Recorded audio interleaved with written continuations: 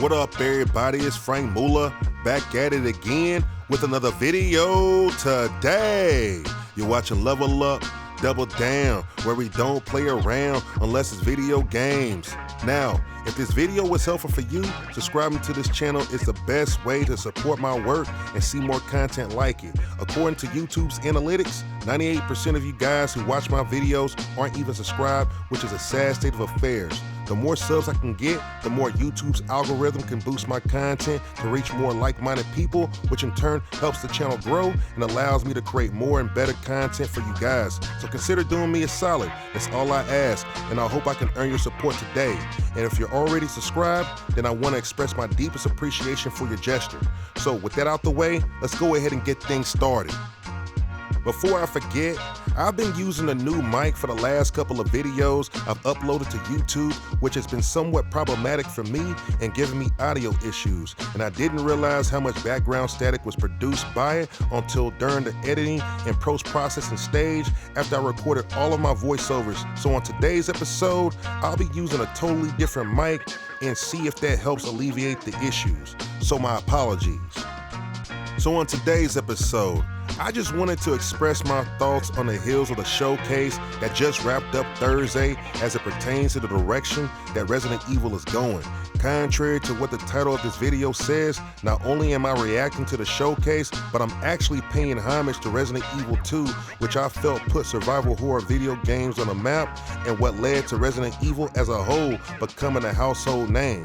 I've been a long-time fan of Resident Evil as a franchise, and I've stuck around with the series throughout the good and the bad times. Resident Evil 2 happens to be one of my top 10 favorite games of all time, and it could be top 5. However, there have been an influx of technological advancements and developments in modern gaming that have progressed and moved the medium forward, and with those improvements, they've introduced a variety of new gameplay elements and mechanics that have really taken the immersiveness of modern games to the next level that wasn't prevalent when the original Resident Evil 2 released, so there's that. Full disclosure, although I do own a physical copy of Resident Evil 2 CIB on Nintendo 64, I'll be playing it throughout this video just to use my gameplay as B-roll footage by way of my Summer Card 64 flash card, since I'm using my 8-bit Dude 64 Bluetooth controller to play it wirelessly, and since there's no slot on that controller to attach a memory card, unlike the original N64 controller, due to Nintendo's quote-unquote infinite wisdom, I'm only doing it so I have the option to transfer my game save over to PC or Android or whatever platform I decide to play it on through emulation to my heart's content. Now back to the topic at hand. When it comes to Requiem as a new-fledged entry in the series, something about it has me thinking this sequel will be different for some reason, as in this title is symbolic to the franchise, not only because Capcom goes back to where it all started, Raccoon City, but they're bringing the series full circle by making Leon S. Kennedy a playable character, which is what resonated with me about this Resident Evil title. Lord knows we've been needing Leon back in the series since Resident Evil 6, which has been over 10 years ago, and it's about damn time.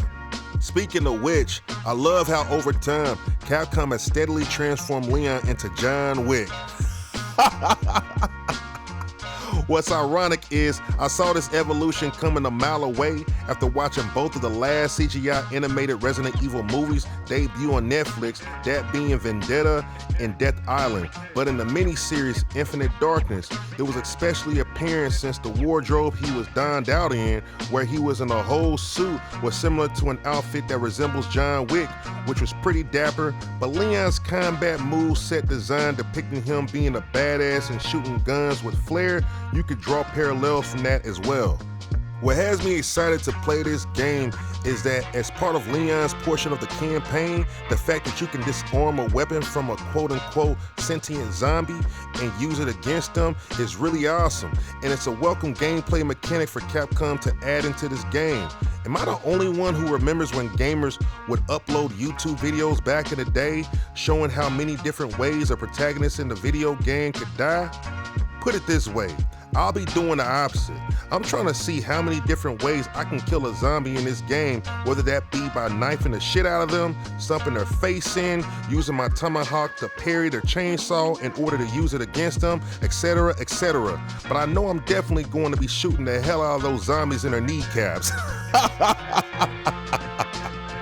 Just to get this out the way, I don't care much about the collaborations between Porsche and Hamilton watches that Capcom's carrying out, since it doesn't add anything of intrinsic value to the game. And Grace's portion of the campaign isn't even really on my radar, since it'll probably be a run-of-the-mill gameplay loop akin to Ethan Winters' campaign on Resident Evil 7. At first I thought there was going to be more than one giant midget in this game. What I mean by that is this. I'm not sure if anybody caught the snippet of Fazimoto in the gameplay reel towards the end of the showcase, so I was under the impression this meant that we were going to have to fight two giant midgets in this game. Until I read the caption based on what the giant midget said to Grace, which was, so more than likely, it's probably the same giant midget that steady keeps stalking Grace around the hospital, but in a mutated form. So, to address the sentiment I have regarding the recent showcase, I'm not at all disappointed about the game. In all reality, I'm actually really excited and stoked for when this game comes out. I was just expecting there to be more details as it pertains to how much more lore Capcom fleshed out in Resident Evil Requiem. I wish they had expanded further and provided more detail about Project Elpis rather than telling the viewers to wait until the release of the game. And you know what? I think that's clever marketing to get me even more hyped in anticipation for this game, and it's working. I've always been a sucker for the lore of Resident Evil, whether it be Barry Warren in jail, but in a jokingly manner about her being close to becoming a Jill sandwich had she not escaped that trap room in time on Resident Evil 1. That was too close. You were almost a Jill sandwich. Whether it be Chris Redfield on them roids, boulder punching in order to trap Albert Wesker in that volcano on Resident Evil 5, or even when Jack Baker was holding Ethan hostage in Resident Evil 7. Welcome to the family, son. And don't get me started with Madame Dimitrescu. Talk about thick and stacked like a brick house, but let me not go there though.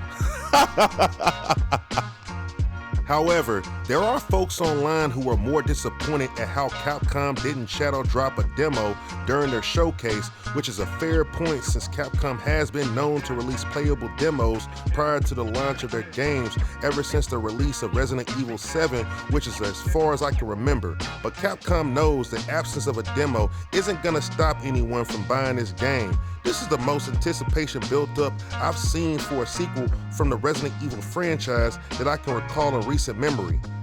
Maybe it's probably due to Leon coming back with his own standalone campaign, who knows? But I do know one thing, I'm looking forward to this game and stoked regarding everything about it, and hopefully Capcom has a few more tricks up their sleeve that they'll eventually announce or surprise us with leading up to the date of release. So, as I wrap up this video, feel free to let me know in the comments, what were your thoughts about the presentation I gave?